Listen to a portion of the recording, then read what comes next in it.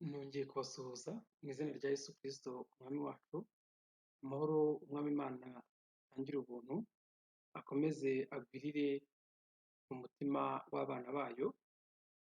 Muri uyu mugoroba tugiye kurebera hamwe amagambo makeya ya Bibiliya. Ni amagambo avuga ku itorero ndetse n'idini. Abantu benshi bakunda kubyitiranya cyangwa bakibaza yuko kimwe gisobanura ikindi, ariko ntabwo ari byo, kuko Bibiliya yo irabitandukanya. Icya mbere, idini ririho kuva kera na mbere ya Kristo, imbere y'umusaraba idini ryari ririho. Tubona yuko nko mu gihe cya Yesu hariho idini y'Abayuda, ndetse hari n'andi madini agiye ashamikiyeho, abantu bagiye bafite imyizerere itandukanye. Nk'uko uyu munsi wa none tubibona, abenshi biyita abakirisitu, nyamara abantu ugasanga bitwa abakirisitu ariko hakagenda havukamwo amadini atandukanye, bakita amatorero, abandi bakitwa amadini. Ugasanga abantu barivanga bati amatorero n'amadini bya gikirisitu, ariko nta dini rya gikirisitu ryigeze ribaho ubundi. Ndetse n'itorero ni itorero rimwe, nta matorero ya gikirisitu abaho.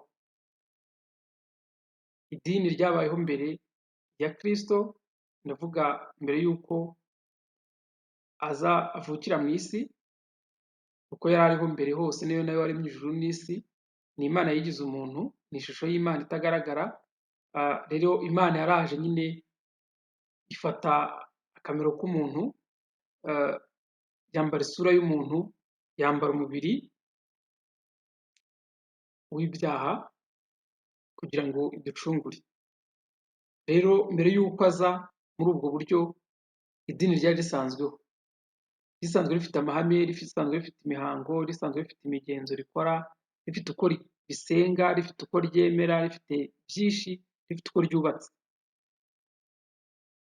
rifite abariyobora, rifite inzego zose. Nyamara tubona yuko itorero ryo ryatangijwe na Kristo, ndetse itorero ni inyubako ya Kristo. Kristo ubwe yivugira ko ari we uzubaka itorero. Dukwiriye kubitandukanya, kuko kubyitiranya bishobora kuzana n'izindi confusion, bizana n'ukundi kuvangavanga ibintu. Ugasanga hari ibitumvikana uko byakagombye kumvikana, kubera yuko twitiranyije itorero n'idini. Idini ni iry'abantu, ibyo abantu bashinga biriya byose bajya kwandikisha muri RGB ni amadini, nta torero ryandikishwa muri RGB, kuko itorero ni irya Kristo. Itorero ni irya Kristo, Kristo aribereye byose, kandi Kristo, itorero ni umugeni wa Kristo, kandi Kristo yakoye amaraso ye. Itorero ntabwo ribeshwaho n'amafaranga, itorero ntabwo rigira ubuzima gatozi ku isi, itorero ntabwo ribeshwaho n'amasengesho, itorero ntabwo ribeshwaho n'uko ribanye neza n'ubutegetsi cyangwa oya. Itorero ribayeho uko Imana ibishaka. Itorero ribayeho uko Imana ibishaka. Nyamara itorero ryagiye rihura n'ingorane zikomeye. Abagize itorero ndimo kuvuga, abagize itorero bagiye bahura n'ingorane zikomeye mu bihe bitandukanye, guhera kuri Kristo nyiraryo, fondateri w'itorero, kuza ukageza ku ntumwa, ndetse ugakomeza no kubakomeje kwizera Yesu Kristo no kwigisha iby'inzira ya Kristo. Bose bakomeje guhura n'ingorane zitandukanye, badatewe n'abanyabyaha, badatewe n'abapagani, ahubwo ingorane zituruka mu idini, ingorane zitewe n'abanyedini. Abanyedini nibo bakomeje gutoteza itorero, abanyedini nibo bakomeje gutoteza abanyetorero, abanyedini nibo bagambaniye Yesu, nibo bishe Yesu, nibo banze Yesu, nibo bahakanye umuzuko wa Yesu. Na bugingo n'ubu abanyedini nibo bishe intumwa zose za Yesu, nibo bishe guhera kuri Sitefano,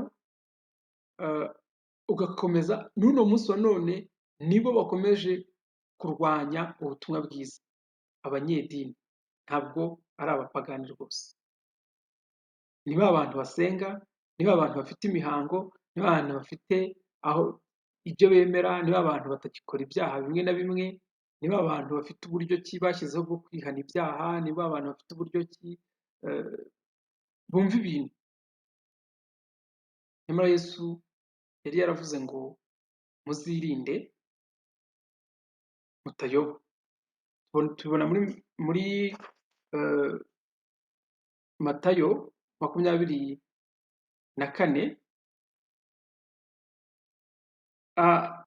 Matayo 24 tubona guhera ku murongo wa 4 handitse amagambo avuga ngo Yesu arabasubiza ati, ni intumwa ze yabwiraga.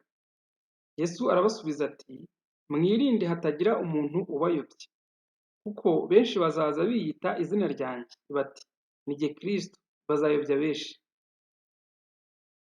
Abo bantu baje biyita Kristo bayobeje benshi, ubundi nibo bitwa antikristo. Abanyedini bitirira Kristo nibo antikristo ubundi.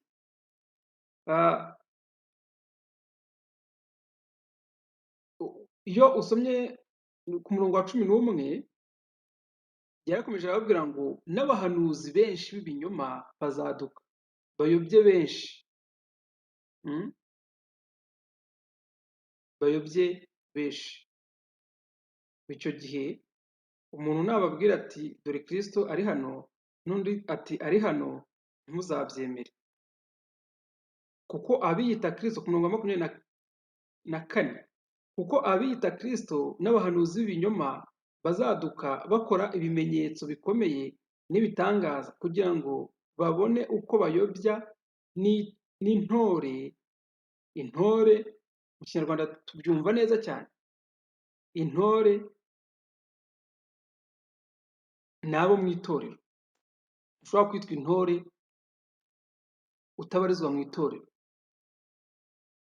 Rero ibyo bimenyetso n'ibiki byose icyo bagamije gukora ni ukugira ngo bayobye intore, ni ukuvuga ngo ni ukuyobya abanyetorero, ni ugushaka kuyobya abanyetorero, kugira ngo bayobye intore ibimenyetso bikomeye n'ibitangaza kugira ngo babone uko bayobya n'intore niba bishoboka. Dore mbibabwiye bitaraba. Yesu Kristo yarimo kuburira abigishwa be, arimo kubabwira iminsi y'imperuka uko izaba iteye, kandi iminsi y'imperuka twabonye yuko mu by'ukuri yatangiye kera cyane, ndetse yatangiye mu gihe cya Yesu. Yatangiye mu gihe cya Yesu. Yesu ajya ku musaraba burya deja imperuka yari yatangiye. Ni iminsi y'imperuka irakomeza kuzageza igihe twebwe tutazi. Na Yesu yirinze kuvuga igihe, ariko atanga ibimenyetso, akavuga ati hazabaho ibi, hazabaho ibi, ariko ibyo ngibyo ni ukuramuka, imperuka izaba itaraza. Gusa yavuze yuko ubutumwa bwiza buzigishwa amahanga yose, hanyuma bukaba igihamya, imperuka igahita ko ikaza. Imperuka izaza ubutumwa bwiza bw'ubwami bw'Imana bumaze guhetura isi yose, kandi ubutumwa bwiza nanone bufitwe n'itorero, ntabwo bufitwe n'idini. Nta dini na rimwe rifite ubutumwa bwiza. Idini icyo rifite ni amategeko, ni imihango, ni imigenzo, ni ibintu biri rutine bihora byisubiramo, ni ibintu ubona rwose bihora byisubiramo bitajya bihinduka. Ibyo ngibyo rero, ndetse uretse no guhinduka nabyo nta nubwo bijya bihindura ababikora. Ababikora nyine baba barabigize umuhango, baririmba ko Yesu yabakijije ariko bagakomeza bakora ibyaha, bavuga ko bakijijwe ariko bagakomeza bakora ibyaha. Uzasanga bavuga ko Yesu Kristo yabambwe bakabambura, uzasanga ari ba bandi ngo bagifite inkovu z'ibyaha mu mitima yabo. Ni ba bandi bavuga ko Yesu akiza ibyaha, nyamara bo ubwabo babumbura akanwa barimo gutanga ubuhamya, barimo guhana ubuhamya, ukumva yuko barimo barivugira imbaraga za Satani, ntabwo barimo kugaragaza, ntabwo bigeze bahura na Yesu Kristo ukiza ibyaha. Baracyabikora kugeza aho buri munsi, buri sengesho bakoze rigomba kuba ririmo n'igice cyo kwihana ibyaha, kuko barabikora nabo ubwabo barabyemera. Yesu rero yavuze iki ku idini? Yesu yavuze byinshi ku idini, yerekeza ku idini cyane cyane iry'Abayuda, kuko ryo ryari ririho icyo gihe aho yari ari. N'ahandi hose hari hagiye hari amadini yabo, n'Abanyarwanda bari bafite idini ryabo. Buri kominote y'abantu, buri gihugu bari bafite amadini yabo atandukanye, ndetse n'i Yerusalemu ntabwo bose bari Abayuda, oya, hari Abasadukayo, hari abantu batandukanye bagiye bafite mu by'ukuri amatsinda y'amadini, imyemerere itandukanye, kuko ubundi idini bivuga imyemerere, ni uruhurirane rw'imyemerere. Yesu rero rimwe yigeze kubwira abanditsi n'abafarisayo, muri Matayo 23:15, yababwiye amagambo akomeye. Ni amwe mu magambo yavuze ku idini turi buvugeho gusa, noneho tukajya no kureba icyo yavuze ku itorero. Yaravuze ngo, mwebwe banditsi n'abafarisayo mwandyarya, muzabona ishyano, kuko muzererezwa mu nyanja no mu misozi, no guhindura umuntu umwe ngo yemere idini yanyu. Urumva? Ngo yemere idini yanyu, ariko iyo ahindutse mutuma abaruta inkubwe ebyiri kuba umwana wa Gehinomu. Ni ukuvuga ngo Yesu yaraberuriye ababwira yuko abanyedini, rwose muri uno murongo yareruye, aravuga ko abanyedini basanzwe ari abana b'Igehinomu, basanzwe ari abo kurimbuka, kuko banze iki? Banze Yesu, banze kwakira agakiza k'ubuntu kazanywe na Yesu. Imana yahereye abantu bose itarobanuye kandi ku buntu muri Kristo Yesu. Nk'uko uyu munsi wa none amadini yose ashishikajwe no kurwanya ubutumwa bwo gukizwa n'ubuntu kubwo kwizera, niko n'ubundi idini kuva na kera ryarwanije iby'agakiza, ryarwanije Yesu kuva akivuka kugeza igihe yabambiwe, arapfa, arahambwa, arazuka. Barakomeza barabirwanya, ndetse intumwa ze barakomeza barazirwanya, bazibuza kwigisha muri iryo zina, bakomeza kuzitoteza, bazibuza kuvuga ko Yesu yazutse, kuko bo icyo bigishaga ko ntabwo bigeze, hari n'aho bageze bemera ko Yesu yaje, ariko bakavuga ko yaje agapfa atigeze azuka. Yego, ni ba bandi nyine bigisha Yesu ukora ibitangaza, Yesu wapfuye, ariko Yesu wazutse, kuko Yesu wazutse niho intsinzi y'abera ishingiye, niho intsinzi y'abera ishingiye, niho ubutumwa bwiza bushingiye, kuko Yesu wazutse niwe utuzura natwe, twebwe abari bishwe n'ibyaha, twebwe abishwe n'ibyaha, twishwe n'ibyaha nk'uko Imana yari yarabivuze, kuko twakoze ibyaha ntitwashyikira ubwiza bw'Imana, kandi ni twese hatavuyemo n'umwe. Rero aha ngaha aberetse yuko n'ubundi basanzwe ari abana b'Igehinomu, nyamara iyo noneho bazanye wa muntu, babandi bita abapagani, babandi bita abanyabyaha, babandi birirwa bashinja ibyaha, birirwa babwira ko nibatihana batazajya mu ijuru. Ntabwo kujya mu ijuru ari ukwihana, icyo ni icya mbere. Nta muntu uzajya mu ijuru ko yihannye ibyaha, oya. Nta muntu uzajya mu ijuru kubera yuko adakora ibyaha cyangwa se yaretse ibyaha, oya. abantu bafite ubugingo buhoraho kubera ko bizeye Yesu Kristo. Ibyo biratandukanye. Abantu bafite ubugingo buhoraho, abantu ni abaragwa b'ijuru, abantu bahinduka abana b'Imana kubwo kwakira Kristo, kubwo kwakira umwana w'Imana muri bo, kubwo kuvanga amaraso na Yesu, kubwo kwemera gupfana na Kristo, kubwo kwizera igitambo cya Kristo. Nta kindi gishobora kuguhindura umwana w'Imana. Kuvuga ngo waretse kurya ibi, waretse kunywa ibi, waretse gukora bya bindi byose binatandukanye, rimwe na rimwe usanga bitaba no mu mategeko, kuko nk'ibyo kurya no kunywa nta hantu biri mu mategeko, ntaho. Ari ya yandi icumi ya Mose, yandi yahawe Abayisiraheli. Abantu uyu munsi wa none bakaba bayiyitirira, ariko mu by'ukuri kuyiyitirira ni ikimenyetso kigaragaza yuko ari rya dini n'ubundi Yesu yabwiraga, rya rindi ry'Abayuda bagenderaga ku mategeko, abanditsi n'abafarisayo n'abanyamategeko nyine, ni ukuvuga ngo niryo ryagiye rigaba amashami, riraza rigera no mu Rwanda.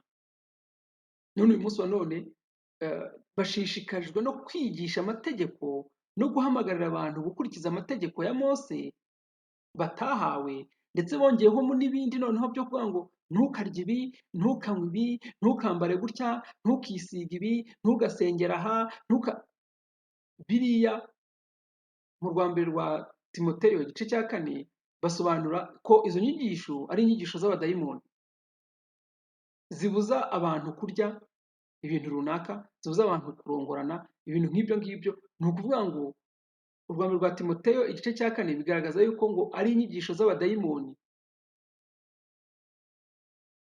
zigishwa n'abantu bafite inkovu z'ibyaha mu mitima yabo. Ndetse hari ahandi Pawulo yavuze ngo abo ngabo bafite ishusho yo kwera ariko bahakana imbaraga zabo, kuko ubundi ubutumwa bwiza ni imbaraga y'Imana ihesha umuntu uwizera wese gukizwa. Ntabwo ari abantu bose, ni abizera gukizwa. Abo ngabo rero uzasanga baririmba agakiza ariko batarigeze bakizwa mu by'ukuri. Uzasanga bagikora ibyaha ndetse buri munsi babyihana nk'uko nigeze kubivuga, ndetse bashyizeho sisiteme y'uburyo ngo biyeza, y'uburyo begera Imana, y'uburyo bagira gute. Ariko nta bundi buryo bwo kwegera Imana uretse uciye muri Kristo Yesu. Yesu yaravuze ngo niwe nzira, ukuri n'ubugingo, ntawe ujya kwa Data atamujyanye. None abantu barimo barakiranuka, barimo barakora imirimo myiza ngo kugira ngo Imana ibemere, kugira ngo Imana ibashime, kugira ngo Imana ibanezererwe, ariko si byo. Imana inezezwa n'umuntu ufite umutima wizeye, n'umuntu ukora imirimo ituruka mu kwizera, apana imirimo ituruka mu bwoba, ituruka mu mategeko, oya. Rero ahangaha Yesu yagaragaje ko ba bandi iyo babazanye baraza ngo bakaba babi inshuro ebyiri, bakaba abana b'igihenomu inshuro ebyiri kuri bo. Ni ukuvuga ngo Yesu muri uno murongo iyo usomye neza ubona yuko yashimye ko icyaruta aho kugira ngo umuntu abe umunyedini, yakomeza akibera umunyabyaha. No mu byahishuwe yarabivuze, aravuga ngo kuko udakonje kandi ukaba utabizi, ukaba uri akazuyaza, ndakuruka. Abantu babi babaho, abantu babangamiye itorero, abantu babujije abantu, barimo kubuza abanyabyaha kwinjira mu bwami bw'Imana, ni abanyedini. Kuko abanyedini nta kindi bafite ikinyoma, ubutumwa bwabo bwose ni ikinyoma. Ndetse Yesu yigeze kubwira intumwa, arababwira ngo mwirinde umusemburo w'abafarisayo, ashaka kuvuga ngo inyigisho zabo, ngo kubera ko ngo ibyo bavuga bitandukanye n'ibyo bakora. Abo ngabo ni abanyedini. Ni ukuvuga ngo ni babandi bafite ishusho yo kwera nyine ariko bagahakana imbaraga zabo. Inyuma bigaragaza nk'intama kandi mo imbere ari amasega aryana. Pawulo yabwiye rero Timoteyo, aramubwira ngo abameze batyo ujye ubatera umugongo. None uyu munsi wa none abantu nako abanyedini ubwabo nk'uko twabibonye muri Matayo 24 bafashe baragiye biyita itorero. rikaba itorero rya kanaka, itorero ry'aba n'aba, itorero ryizera ibi n'ibi, ugasanga ni ibintu bitandukanye, ariko mu by'ukuri ubundi itorero ni rimwe. Bibiliya igaragaza ko itorero ari rimwe, ari inyubako yubakwa na Kristo, ari umubiri wa Kristo, ari umugore wa Kristo, ari umugeni wa Kristo, kandi Kristo aribereye byose. Kristo aribereye byose ku buryo nta kintu na kimwe cy'umuntu kirimo. Nta kintu na kimwe cy'umuntu kirimo. Kandi riri hirya no hino, riri ku isi yose, nyamara mu izina rimwe ryitwa itorero, ntabwo ari amatorero. Iyo bibaye amatorero, nyine ni ukuvuga ngo ni ka kavuyo. Ni ba bandi bitirira Kristo. Yesu yavuze ngo tuzirinde, twirinde kugira ngo batatuyobya. Ni ba bandi ngo bakora imirimo n'ibitangaza bagamije kuyobya n'intore niba bishoboka. Nyamara benshi bamaze kuyobywa nabo. Abenshi bibeshye yuko bavuye mu byaha ngo barimo kujya mu ijuru, nyamara barahagamye mu idini. Bazabwirwa amagambo ateye ubwoba ku munsi w'imperuka, ubwo Yesu Kristo ubwo bazababwira Yesu Kristo ngo twarahanuraga, twaryaga mu izina ryawe, ba bandi batanywa, batarya, batambara, batagira gute, twakoraga imirimo runaka myiza, imirimo myiza, twarakiranukaga, twagiraga gute. Yesu najya kubasubiza ababwire ngo nimuve aho ndi, mwankozi z'ibimwe sinigeze kubamenya. Ni ukuvuga ngo umuntu gukiranuka, nubwo waba gukiranuka ko mu idini, bya bindi wigishwa birirwa bakubwira, bakuduhira mu matwi ngo nukora gutyo uzemerwa. Biriya bakubwira ngo nukora gutya, nureka ibi ngibi ngo Imana izakwemera, ngo Imana oya. Imana yakunze abari mu isi, itanga umwana wawe w'ikinege kugira ngo umwizera wese atarimbuka. Iyo nzira yonyine yo kutarimbuka ni ukwizera Yesu Kristo. Ntabwo ari ukureka kunywa inzoga, ntabwo ari ukureka kurya ingurube cyangwa kurya inyama, ntabwo ari ukureka kwambara amajipo magufi cyangwa kwitera make-up, hoya, cyangwa kogosha imgohe, hoya. Izo ni inyigisho z'idini. Izo ni inyigisho z'idini, ni nka bya bindi bajyaga babwira Yesu ngo uko abigishwa be ngo barya batajabetse intoki. Yesu arababwira ati muzabona ishyano kubera ko mwoza inyuma. Ni ba bandi boza inyuma, ni ba bandi bashaka ibigaragara inyuma, bereka abantu. Nyamara Imana ireba mu mutima. Nyamara se Yesu yavuze iki ku itorero?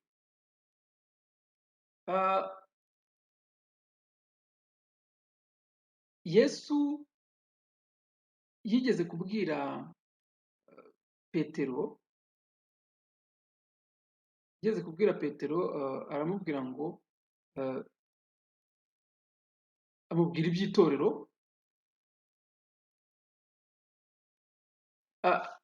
Duhere mu Abakorinto ba mbere, igice cya 14:23, baravuga ngo nuko rero itorero ryose iyo riteraniye hamwe,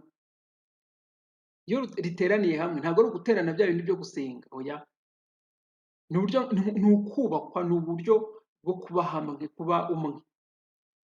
Nuko rero itorero ryose iyo riteraniye hamwe, nongeye no kwibuka indi jambo Yesu Kristo yakundaga kubwira abigishwa be, yakundaga kubabwira ngo mube umwe, mukundane.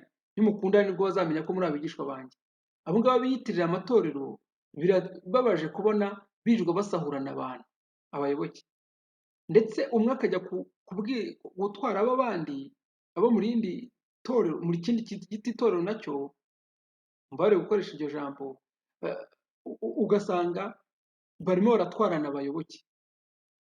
Umwe akaza akagaragaza ukuntu ari we torero ry'ukuri, agatwara abo mu itorero rindi. Ubwo nabo bakajya gusahura abandi, gutyo bose bakavuga ko ari abakirisitu, nyamara ntibunge ubumwe. Ndetse iyo havuzwe kunga ubumwe, uzumva bakubwira yuko ari kimwe mu bintu bigaragaza ngo antikristo. Ariko antikristo ni izo nyigisho zose zihakana gukizwa n'ubuntu bwo kwizera. Inyigisho zose zirwanya Kristo ni antikristo. Kandi mu rwa mbere rwa Petero bagaragaza yuko, mu rwa mbere rwa Yohana bagaragaza yuko antikristo baje kuva kera, ndetse na Yesu urumva ko yari yavuze ko hari benshi bazaza biyitirira izina rye, ndetse akagaragaza n'uko bazaba bameze, n'abahanuzi n'ibimenyetso n'ibitangaza n'iki. Ariko Yesu yari yaravuze ati bibabwiye bitaraba. Rero ahangaha haravuga ngo nuko rero itorero ryose iyo riteraniye hamwe bose bakavuga indimi zitamenyekana, hakinjiramo abatarajijuka cyangwa abatizera, ntibazavuga ko musaze. Donc abagize itorero bavuga ururimi rumwe, bo ururimi bavuga bararwumva, kandi ntabwo ruzazi nibababwira ngo ziva mu ijuru. Ziriya rwose ntabwo, ziriya ziraciriritse cyane, kuko umunsi wa Pentekote, indimi zavuzwe ku munsi wa Pentekote, indimi intumwa zavuze zarumvikanaga, zari indimi zivugwa mu isi, ntabwo ari ururimi rwo mu ijuru. Abantu bose bari bateraniye i Yerusalemu bumvise intumwa zivuga mu rurimi rwabo. Buri ntumwa yahawe kuvuga mu rurimi runaka, ntabwo bakeneye abasemuzi. Niho biriya bavuga rero basobekeranya, umuntu akavuga ijambo rimwe akasobanura iminota 30, avuze ijambo rimwe, cyangwa ukazaza wumva ni ijambo rimwe asubiramo, ariko mu gusobanura agasobanura ibintu bitari byo, donc agasobanura ibintu bitandukanye. Ntabwo ziriya ari indimi, ni ibintu abantu bihimbiye nyine. Ni nk'uko nguko icyari idini cyagize gutya kikambara ishusho, kigatangira kikavuga tuti twebwe turi itorero, twebwe ntabwo turi idini, ahubwo turi itorero. Nyamara wakurikirana neza ugasanga niba abantu bari i Yerusalemu mu idini ry'abayuda, hanyuma nyuma bagashwana bagacikamo kabiri, ubwo abagiye babaye itorero gute? Ugasanga abantu bari abagatulika, Luteri aragenda atangiza muvoma y'abaprotesta, abaprotesta bati twebwe turi itorero, ntabwo turi idini. Ugasanga kiliziya gatulika ni idini, ariko abaprotesta ni itorero. Never. Icyo Luteri yatandukaniye na kiliziya gatulika ni uko atakomeje kugendera munsi y'ububasha bwa papa, ndetse n'abaprotesta bandi nk'abangirikani nabo icyo batemeraga ni ubupapa. Hari n'abandi uzasanga batemera Bikira Mariya, hari abandi uzasanga batemera ibintu runaka nk'aba-orthodoxe, n'abandi batandukanye. Noneho n'abo baprotesta rero bagiye bacikamo ibice. Murabizi uko Abadivantisite bavutse mu cya 844. Ntabwo mbere n'ubundi bari basanzwe bari mu irindi dini, ntibuka neza niba ari abapresbyterienne cyangwa se abandi, hanyuma bakora ikosa ryo kwinterpreta ibyanditswe nabi, bavuga ko ngo imperuka ari bwizaba, ngo ubuturo buzezwa n'ibiki byose. Barangije basanga ni ikosa bakoze, ibyo bavuze ntibyaba nk'uyu munsi wa none. Ubu ngubu barimo baravuga yuko muri 27 imperuka, ndetse iyo myaka ishobora no kugabanukaho, ngo ni 26, 25. Ahandi wajya kumva bose ni idini rimwe, bamwe bakavuga 27, abandi bati muri 50. Nyamara Yesu ntawe yigeze avuga igihe cy'imperuka na hamwe. N'ubundi barimo barakora iki? Barimo barasubiramo neza amakosa nk'ayatumye bavuka. Ugatungurwa n'ukuntu idini rivuka mu kinyejana cya 19 rikaza, ukabona ko ibintu byose andi madini yose yari asanzweho, abandi bose biyita amatorero bari basanzweho, bose bayobye, uretse ubwo ngubwo idini ry'ukuri cyangwa se ngo itorero ry'ukuri ari iryo ngiryo rivutse mu kinyejana cya 19.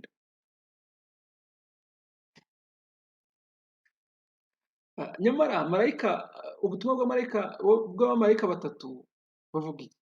Ni ubutumwa bubwirwa isi yose, bubwirwa amahanga yose, abantu bo mu ndimi zose, kandi ni ubutumwa bw'iteka ryose. Ni ubutumwa bubwirwa guhera kuri Adamu ukazagenda ukageza ku muntu wa nyuma. ntabwo ari ubutumwa buzabwirwa abantu bo mu kinyejana cya 21. Oya, hari ukuntu idini rivuka rigafata Imana rikayizana neza neza rikayinganisha nabo, igahinduka Imana yabo kugeza aho bakubwira yuko nuramuka udasengeye mu idini ryabo utazajya mu ijuru. Ukibaza, hari uwo nigeze kubwira nti intwari zo kwizera zabatirijwe zabatijwe nande? Ko na Yohana umubatiza Bibiliya nta hantu igaragaza ko yabatijwe, ariko umuntu ugasanga ati abantu bagomba kubatizwa, abatabatijwe ntabwo bazajya mu ijuru. Ariko wibuke igisambo ku musaraba, cya gisambo ku musaraba cyabwiye Yesu ati unyibuke, nugera mu bwami bwawe uzanyibuke. Yesu ahita akibwira ati mu kanya.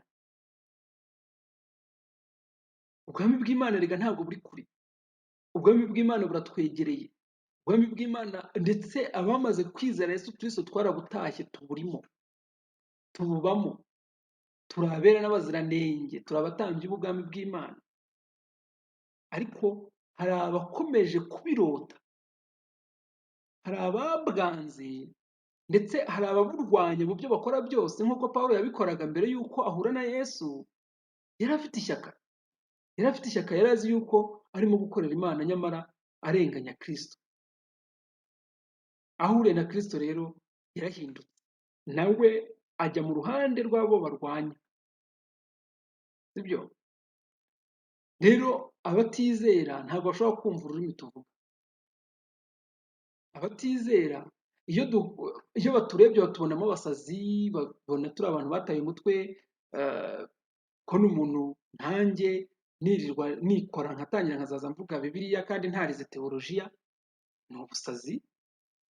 Ariko ujye wibuka yuko yewe n'abanditse Bibiliya ushobora gusanga batari barize teolojiya, ariko noneho n'abariya bitirirwa biriya bitabo byose bo nta n'umwe wigeze wiga teolojiya.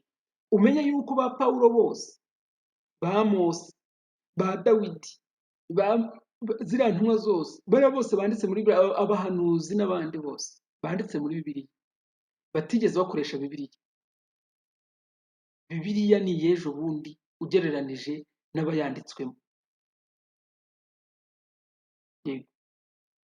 Ariko hari abantu bari aho ngaho kubera ko batajya basoma Bibiliya, bari aho ngaho bazi yuko Bibiliya ngo ari igitabo cyavuye mu ijuru. Hari abantu batazi ko Bibiliya irimo n'amavajoni menshi, irimo ujya gutyo ugasanga hari n'amadini afite ibyo yemera n'ibyo atemera, ndetse ukagira gutyo ugasanga bamwe bafite Bibiliya yabo, abandi bafite Bibiliya yabo itandukanye n'iyindi, kandi bose bavuga ko ari abakirisitu. Ntabwo Yesu Kristo mu bintu yahaye abantu, ntabwo mu bintu yahaye itorero, ntabwo yabahaye Bibiliya. Yababwiye ko umwuka wera ari uzaza akabayobora muri byose, agatsinda ab'isi, akabemeza iby'icyaha n'ibyo gukiranuka n'iby'amateka. None abantu baravuga bati nimusome Bibiliya. Bibiliya niyo nkoresha, ariko Bibiliya yo ubwayo nk'inyuguti, Pawulo yaravuze ngo inyuguti ziricisha, mu nyuguti nta bugingo burimo. Abantu rero kuvuga ngo abantu bakwiriye kwigisha Bibiliya cyangwa abantu bakwiriye kwigisha ibintu birebana n'iby'ubwami bw'Imana, kuko nta muntu wigisha undi Imana. Imana niyo yigisha abantu. Icyo tuvuga twebwe ni ukuvuga ibyerekeranye n'ubwami bw'Imana twamenye bitandukanye n'abirirwa bigisha rero za teori bize muri za teolojiya, mu bintu bitandukanye, amasomo bagiye babona ngo yo kwiga Bibiliya, yo gusesengura Bibiliya, kureba ngo ijambo ngo rivuga iki, ngo iri ngiri ngo ryavuye aha, ngo rigeze aha ngaha ngo bavuga ibi. Bibiliya ntacyo bimaze. Teolojiya ni siyanse nk'izindi zose, natwe twarazize, twize izindi zitandukanye n'iyo ngiyo ya teolojiya nyine, ariko ziruzuzanya, zishobora kuyobora abantu abantu ku isi bakaba ari abantu nyine bazima, ndetse ko nabyo byananiranye. Niyo mpamvu idini ari umufatanyabikorwa mwiza wa leta, kuko ubundi idini ibyo ryigisha ntabwo bitandukanye n'ibyo leta yigisha. Ubundi bishoboka hakagombye kubaho sisiteme imwe, baruzuzanya ariko borohereza leta, ko leta ibyo yakagombye kwigisha nibyo biyigishiriza.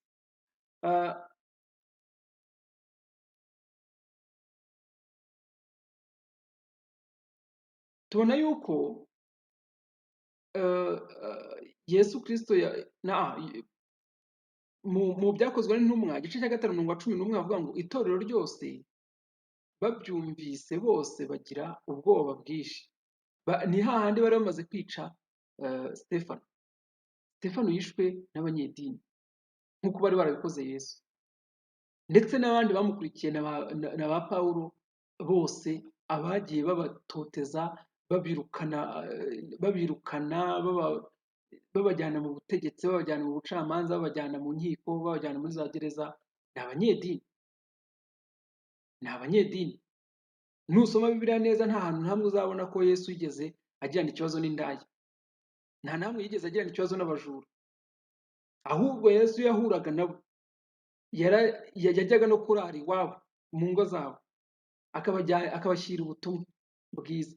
Nyamara abanyedini bagasigara babivovota, nka cya gihe ahura na Zakayo, bavuga ati ururuka ndarara iwawe, bahise bavuga ngo ngo do ngo agiye gucumbika ku munyabyaha. Ikizakubwira abanyedini uzasanga ari ba bandi bihunza abanyabyaha, ni ba bandi ndetse bigisha abantu kugendera kure abanyabyaha. Nyamara Kristo we ntabwo yigeze agira imigirire nk'iyo ngiyo. Kristo yanezezwaga no kuganira no gukiza umunyabyaha. Iyo yahuraga n'umunyabyaha yabaga akoze akazi ke, nicyo cyamuzanye, yazanywe no gutanga ubugingo, kandi uwo bahuraga yasigaga amuhaye ubugingo, yamuhaga ubugingo. Yinjiye mu nzu ya Zakayo nyine yaravuze ngo umwana w'umuntu yazanywe no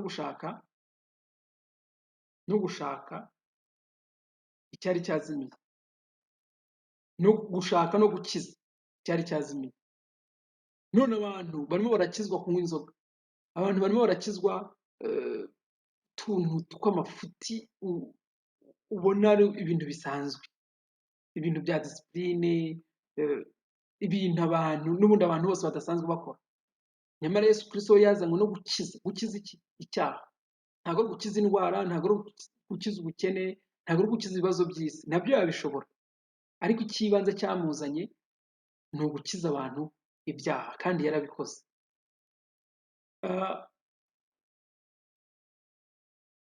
Reka turebe icyo Yesu avuga ku itorero, hanyuma dusoze. Muri Matayo igice cya 18:17 handitse ngo kandi Matayo igice cya 16:18, nanjye ndakubwira nti uri Petero. Ayo magambo abwirwa Petero abwirwa buri muntu wese, kuko wibuke yuko Petero hano yari amaze guhishura kumenya Kristo ari we, sibyo? Kristo yarababajije ati abantu bagira ngo ndinde, bamwe bati bakwita Eliya, abandi bati ni Mose, abandi bati ni, kugeza aho hari n'abamwitaga ngo Yohana, wari utaramara n'umwaka bamwishe. Abantu beza gusa.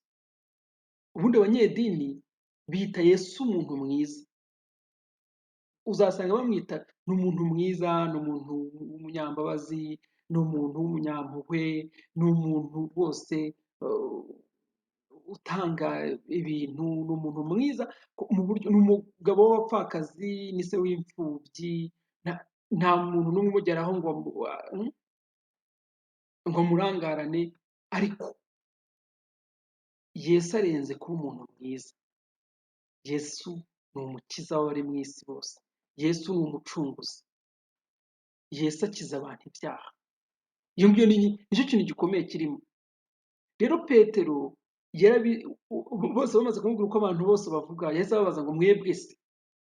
Bose baraceceka, nabo intumwa ze babanaga nawe ariko bari bataramumenya. Nabo bari bazi yuko, abenshi bari bazi yuko yaje kugira ngo abe umwami w'Abisiraheli ndetse abakize ingoyi y'Abaromani, nk'uko uyu munsi wa none abenshi baba bashaka ko rwose abakiza ibibazo byo mu isi, ibibazo by'ubukene, ibibazo by'indwara, ibibazo by'ubuzima busanzwe, ariko ikijyanye n'icyaha ukabona barimo barizizira.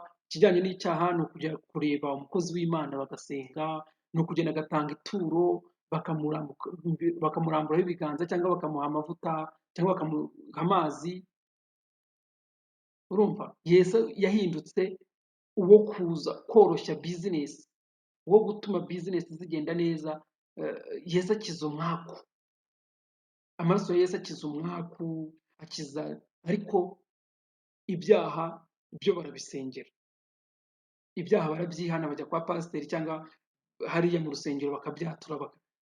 Umuntu byasitaga agahaguruka akavuga ati njyewe nakoze ibi, hanyuma bati turagusengeye mu izina rya Yesu.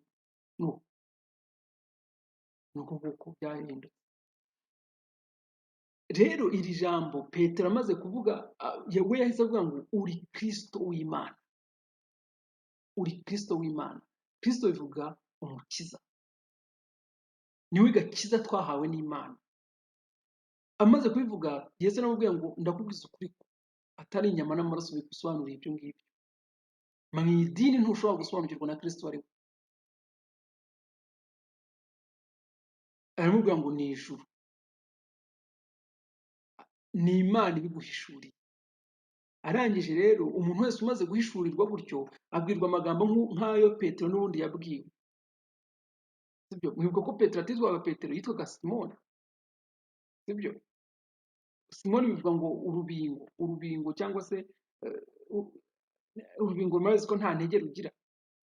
Yesu rero ahita amubwira ati uri Simoni cyangwa se uri Petero.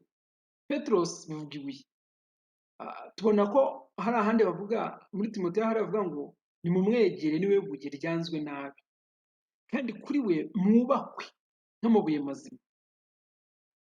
Umuntu wese uhishuriwe iki ngiki, umuntu wese ugize itorero aba ahindutse ibuye.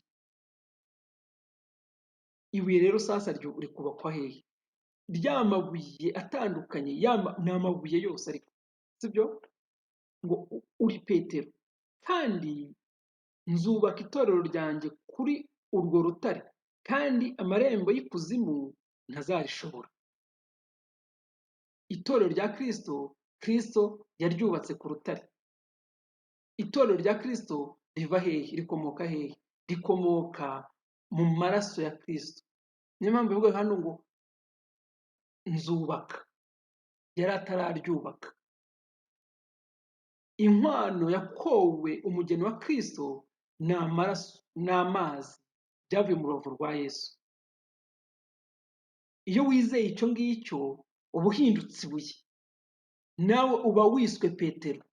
Yesu Kristo ahita kwita Petero. Pawulo agahita avuga ngo nuko namwe mube mwubakwe nk'amabuye mazima. Sibyo? Kandi twubake kuri urwo rutare. Rero iyo twubatse ku rutare tuba duhindutse abanyabwenge. Ni icya mbere, tuba duhindutse abanyabwenge. Ya nzu umunyabwenge yubaka ku rutare. Ibindi byose byandi byubatswe ku mahame y'idini, byandi byubatswe ku mategeko ya Mose, byandi byubatswe ku mico myiza, ku mihango, ku ngeso nziza, ku mirimo myiza, biriya byose byubatse ku mucanga. Kugwa kwabyo kuzaba kunini. Yesu we ubwe rero aravuga ngo itorero, ngo nubwo amarembo y'ikuzimu yahaguruka ntacyo yaritwara, kuko dufite ikimenyetso ngo cyanditswe ngo abanjye ndabazi bafite ikimenyetso, banditsweho ngo bandikishwaho amaraso ya Yesu. Amaraso ya Kristo nicyo kimenyetso kidutandukanya n'ab'isi. Kandi abagize itorero cyangwa se itorero rya Kristo ntabwo riba rikigundagurana na Satani, kuko Yesu Kristo yanesheje Satani. Yesu Kristo yanesheje Satani. Yesu Kristo yanesheje icyaha. Ntabwo abagize itorero bakigundagurana n'ibyaha, ntabwo bakigundagurana na Satani, ni kimwe mu bimenyetso bibaranga. Nta kindi kimenyetso kindi cyera cyirabura baririmba uretse amaraso ya Yesu.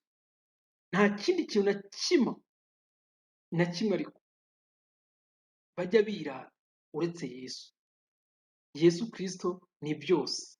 Niwe mwungeri mwiza, niwe mushumba mwiza, niwe umenya ibyo dukeneye byose kandi akatugenera ubuntu budukwiriye abagize itorero. Guhera uyu munsi rero byaba byiza wowe unkurikiranye ushoboye gutandukanya idini n'itorero. Idini ni sisiteme z'abantu kandi ni sisiteme zabayeho kuva kera, ndetse ni sisiteme z'umwijima, ndetse ni inzira ya gihogera, ni inzira ngari inyurwamo na benshi ariko bajya kurimbuka.